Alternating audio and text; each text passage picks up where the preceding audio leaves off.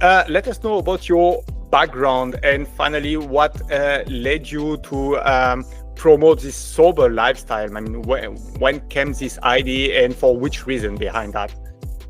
So in 2016, I was a entertainment journalist, and I was doing a lot of red carpet interviews and interviewing celebrities and going to parties and after parties where there was a lot of alcohol available.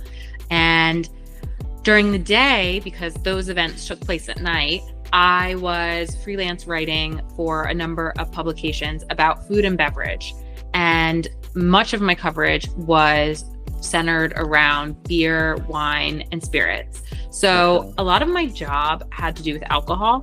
And then on top of it, living in New York City and, going on dates or even hanging out with friends or celebrating birthdays, everything seemed to have an alcohol component to it, especially because in Manhattan, we don't typically drive. So there isn't anything really stopping people from getting overserved.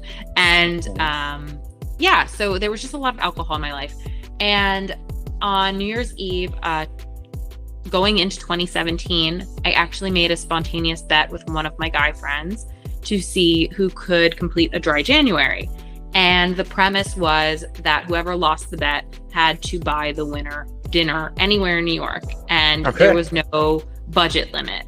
So I was not going to lose. And essentially, I ended up winning. And so I went 31 days without alcohol.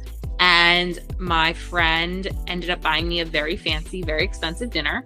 But along the way, I really learned so much about how alcohol was impacting my sleep and my skin and just my overall mood, and not to mention, my financial savings. So I think that in the end, we both won. I mean, I think I won a much greater perspective about alcohol.